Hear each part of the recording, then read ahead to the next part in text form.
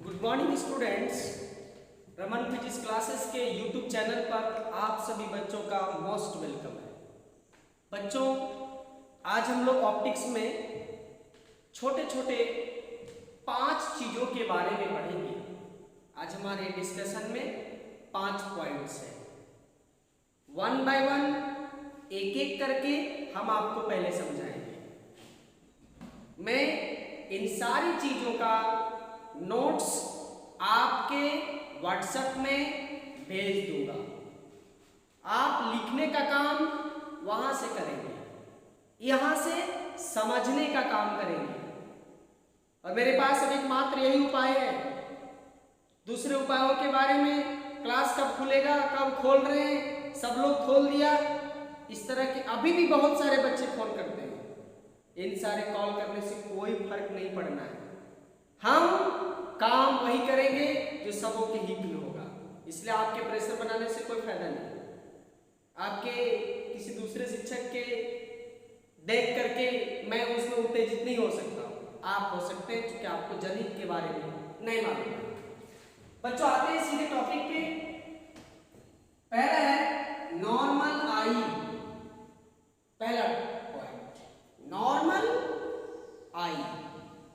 हम इसको स्वस्थ आंख भी कहते हैं। सामान्य आंख, जिस आंख में किसी प्रकार का कोई समस्या ना हो, उसको हम नॉर्मल आई कहते हैं। कैसे जानेंगे कि समस्या नहीं है? तो उसको मैं एक छोटा सा चित्र से बताता हूं। मान लीजिए कि आई लेंस है। इस प्रकार का मैंने एक चित्र बनाया। ऐसे में पिछले क्लास में इसका विस्तार फोटो बनाया था। अभी मैं इसका शॉर्टकट बनाया। कहता आंख के सामने कोई भी वस्तु रख दे, अगर इस वस्तु का प्रतिबिंब रेटिना पर, रेटिना है ये, रेटिना के ऊपर शार्प इमेज, मैं शब्द इस्तेमाल करता हूं, शार्प, स्पष्ट, जिसको आप बोल सकते हैं। अगर इस ऑब्जेक्ट का स्पष्ट प्रतिबिंब रेटिना पर बनता है तो ऐसे आंख को, ऐसे आई को नॉर्मल आई कहते हैं। और जब रेटिना पे बनेगा इमेज तो उस व्यक्ति को यह वस्तु बहुत ही स्पष्ट दिखाई पड़ेगा। देखने में किसी प्रकार का कोई समस्या नहीं होगा। और नहीं है समस्या तो समझ जाना है इस वस्तु का शार्प और डिस्टिंक्ट, 2 शब्द का इस्तेमाल करेंगे। शार्प और डिस्टिंक्ट इमेज, प्रतिबिंब रेटिना पर बन चुका है। बन चुका है मतलब देखने में समस्या नहीं होगा। और ऐसे आंख को नॉर्मल आई कहते हैं। नॉर्मल आई में बहुत सारी चीजें छोटी छोटी हैं जिसको मैं बता दूं। कहा जाता है कि अगर आंख स्वस्थ है, मैं डिफेक्टेड आई की बात नहीं कर रहा हूं, बीमार आंख की बात नहीं कर रहा हूं, स्वस्थ आंख की बात कर रहा हूं। अगर आंख स्वस्थ है तो लेंस और रेटिना के बीच का डिस्टेंस, लेंस और रेटिना के बीच का डिस्टेंस, या बोले तो आई बॉल का डायमीटर, इसको डायमीटर भी कह सकते हैं, या बोले तो लेंस का फोकस दूरी भी आप इसे कह सकते हैं। कहता है कि अगर आंख स्वस्थ है तो लेंस और रेटिना के बीच का डिस्टेंस, आप इसको प्रतिबिंब दूरी भी कह सकते हैं, भी से डिनोट कर सकते हैं, क्योंकि लेंस यहां पर है, इमेज यहां पर है। 3 नाम से इसको कहते हैं। प्रतिबिंब का दूरी, आई बॉल का डायमीटर, और तीसरा सबसे आसान, लेंस और रेटिना के बीच का डिस्टेंस। अगर आंख स्वस्थ है तो यह डिस्टेंस 2.5 सेंटीमीटर होता है। 2.5 सेंटीमीटर होता है। ये बातें तब लागू होगी जब आंख कैसा होगा, नॉर्मल होगा, यानी कि नॉर्मल आई की बात कर रहे हैं। आगे बढ़ते हैं बच्चों। दूसरा पॉइंट है नियर पॉइंट। इसको हिंदी में निकट बिंदु कहते हैं। नियर पॉइंट निकट बिंदु कहते हैं। अब नियर पॉइंट क्या होता है तो इसको मैं समझा दूं। मैं फिर से आंख का एक छोटा सा स्पष्ट शॉर्टकट डायग्राम बनाता हूं। मान लीजिए कि आंख कहता है किसी भी आंख में लेंस से वह नजदीक से नजदीक का बिंदु, वह नजदीक से नजदीक का बिंदु पॉइंट जहां पर एक वस्तु रखा जा सकता है। पॉइंट लेने से काम नहीं चलेगा, वहां एक वस्तु भी रखने लायक होना चाहिए। वहां एक वस्तु रखा जा सकता है, एक ऑब्जेक्ट रखा जा सकता है। और अगर ऑब्जेक्ट रख दे तो भी काम नहीं चलेगा। उसका स्पष्ट प्रतिबिंब रेटिना पर बन सके। स्पष्ट प्रतिबिंब इमेज जो है वो रेटिना पर बन सके। अगर ऐसा होता है तो इस बिंदु को नियर पॉइंट कहते हैं। और कहता है अगर आंख स्वस्थ हो तो इस निकट बिंदु का लेंस से जो डिस्टेंस होता है वो 25 सेंटीमीटर होता है। और इसको हम लोग डी से सूचित करते हैं क्योंकि इसको कहा जाता है least distance of distinct vision. बात को समझिएगा गौर से। इसको हिंदी भी बता देंगे हम। डिस्टिंक्ट मतलब स्पष्ट, विजन का मतलब दृष्टि, लिस्ट मतलब सबसे कम से कम और डिस्टेंस मतलब दूरी।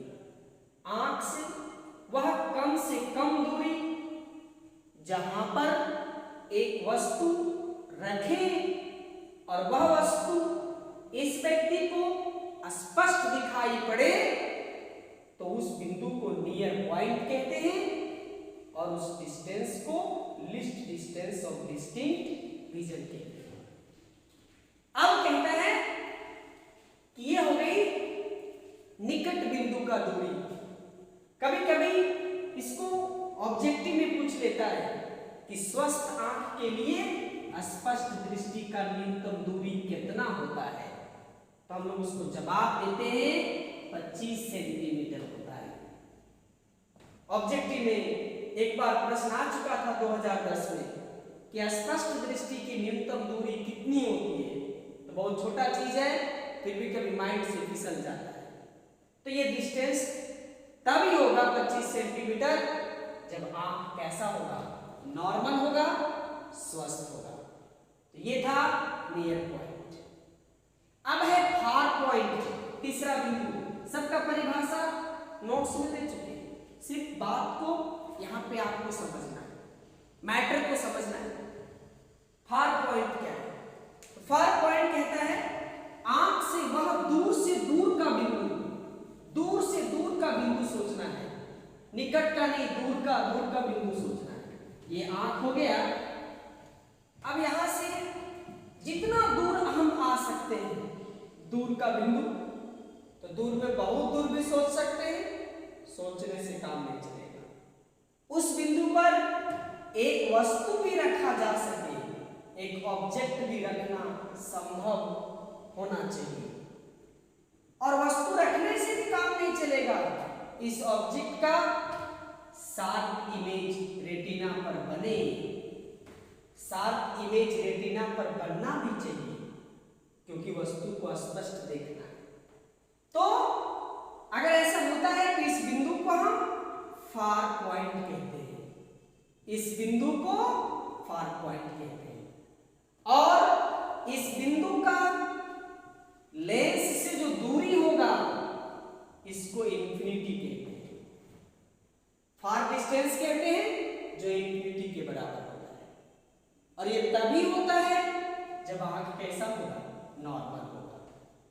यानी कि जितनी भी बात बता रहे हैं वो सब किसके लिए वैलिड है, किसके लिए लागू होगा, नॉर्मल आई के लिए होगा। अब जरा सोचिए, अभी हम पढ़े हम नियर पॉइंट, जिसको एन से सूचित करते हैं, और इसकी दूरी कितनी होती है, तो 25 सेंटीमीटर होता है। और एक हम पढ़े फार पॉइंट, जिसकी दूरी कितनी होती है, इनफिनाइट होता है। आप जरा सोचिए कि अगर कोई वस्तु 25 से कम पे रखा जाए तो इस व्यक्ति को स्पष्ट नहीं दिखेगा। यहां एक वस्तु रख दोगे, इसको नहीं दिखेगा। अगर इन्फिनिटी से बाहर एक वस्तु रख दोगे तो भी इस व्यक्ति को नहीं दिखेगा। यानी ये हो गया सबसे नजदीक का बाउंड्री, ये हो गया सबसे लास्ट का बाउंड्री। कोई भी वस्तु अगर इसके और इसके बीच में आता है, इस टाइप का एक वस्तु समझ लो, जो हम कहां रखे हैं, निकट पॉइंट और दूर के पॉइंट के बीच में है। अगर बीच में कोई भी वस्तु रखते हैं तो उस व्यक्ति को यह वस्तु बहुत स्पष्ट दिखाई पड़ेगा। इसीलिए हम लोग इसको बाउंड्री भी कहते हैं। निकट का बाउंड्री है, ये दूर का बाउंड्री है। निकट के बाउंड्री को नियर पॉइंट, दूर के बाउंड्री को फार पॉइंट कहते हैं। ये था फार पॉइंट। चौथा पॉइंट है जिसको कहते हैं एकोमोडेशन ऑफ आई। हिंदी में कहते हैं नेत्र का समंजन। अब नेत्र का समंजन क्या होता है, इसको समझिए कि नेत्र का समंजन क्या होता है। बच्चों, पिछले क्लास में आपको हम बताए थे कि लेंस, आंख में जो लेंस होता है, आंख में जो लेंस होता है वो सिलियरी मसल्स के द्वारा होल्ड किया जाता है। इस तरह से आंख का जो लेंस है वो सिलियरी मसल्स के द्वारा इस प्रकार से कैप्चर होता है। और आपको बताए थे कि यह जो मसल्स है, सिलियरी मसल्स जिसको कहते हैं शॉर्टकट में सीएम कह रहे, यही इस लेंस का फोकस दूरी को नियंत्रित करता है, कंट्रोल करता है, फोकल लेंथ को कंट्रोल करता है। और इसलिए कंट्रोल करता है फोकल लेंथ को ताकि कोई भी वस्तु का एक स्पष्ट प्रतिबिंब रेटिना पर बन सके, रेटिना पर वस्तु का स्पष्ट प्रतिबिंब बन सके और वह वस्तु इस व्यक्ति को स्पष्ट दिखाई पड़े, स्पष्ट दिखाई पड़े। तो हम क्या कहेंगे, एक वैसा प्रोसेस जिस प्रोसेस में सिलियरी मसल्स लेंस के फोकस दूरी को चेंज करता है ताकि वस्तु का स्पष्ट प्रतिबिंब रेटिना पर बने और वस्तु स्पष्ट दिखाई पड़े, ऐसे प्रोसेस को एकोमोडेशन ऑफ आई कहते हैं। इसको आप ऐसे भी कह सकते हैं, यह एक ऐसा प्रोसेस है जिससे लेंस के फोकल लेंथ को चेंज किया जाता है। कौन चेंज करता है, तो सिलियरी मसल्स चेंज करता है। The process in which ciliary muscles changes focal length of eye lens so that a sharp image of an object placed at any point is formed on the retina is called accommodation of eye। अब बच्चों, आप महसूस कर रहे होंगे कि lens का focal length change हो सकता है, और जब फोकल लेंथ चेंज हो सकता है तो आपको हम फॉर्मूला पढ़ाए थे लेंस के पावर का, पावर इक्वल टू 1/f।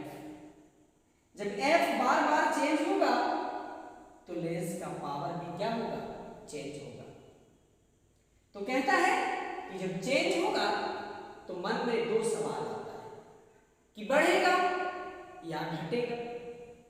बढ़ेगा घटेगा तो फिर मन में दो सवाल आता है, बढ़ के कितना हो सकता है और घट के कितना हो सकता है।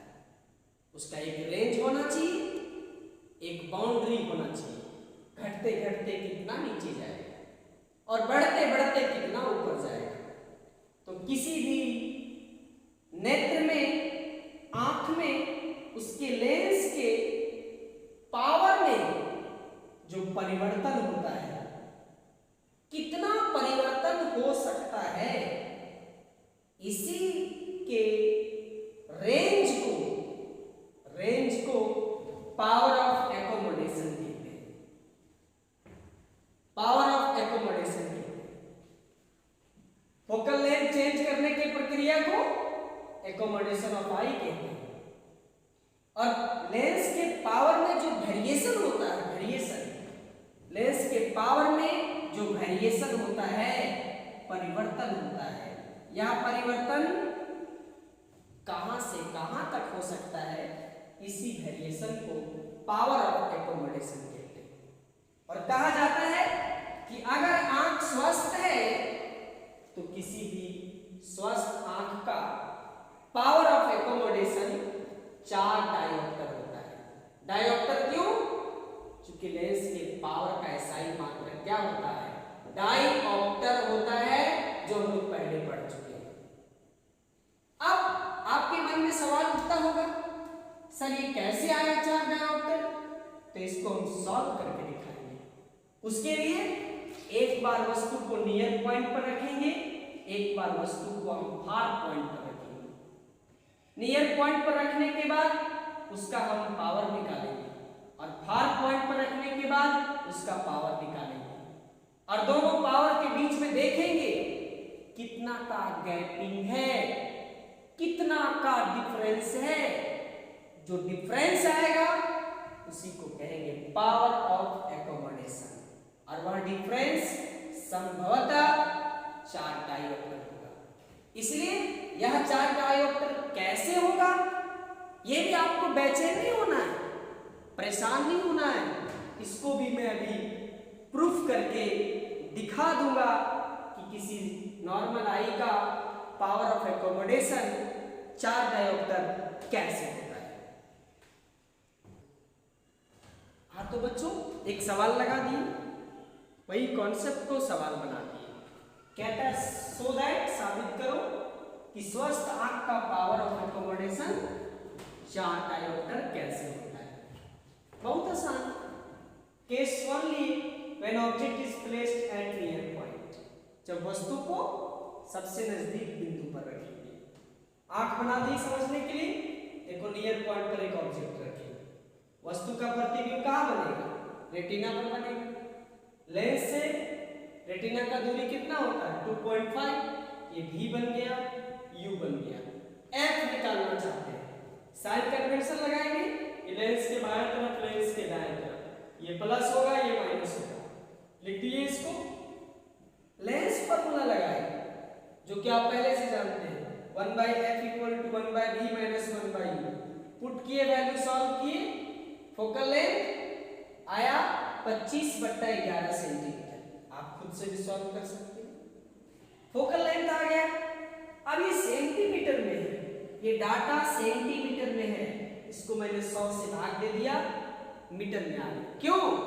क्योंकि पावर डायोप्टर में तभी लिख सकते हैं जब फोकल लेंथ किस में रहेगा? मीटर में रहेगा। ऐसा सिखा चुके हैं। पावर निकाले 1/f, 1/1/44, नजदीक का पावर 44 डायोप्टर आया।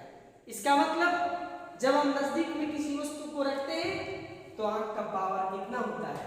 44 डायोप्टर होता है। अब केस 2 लेते हैं, केस 2 दिखाते हैं। हाँ तो बच्चों देखिए, case 2, when object is placed at far point. Far point मतलब इन्फिनिटी। तो वस्तु इन्फिनिटी पर होगा तो वस्तु की दूरी कितनी होगी? इनफाइनाइट। लेकिन हर परिस्थिति में इमेज कहां बनाना है? रेटिना पे बनाना है, तभी प्रतिबिंब स्पष्ट दिखेगा। इसलिए इमेज डिस्टेंस 2.5 सेंटीमीटर।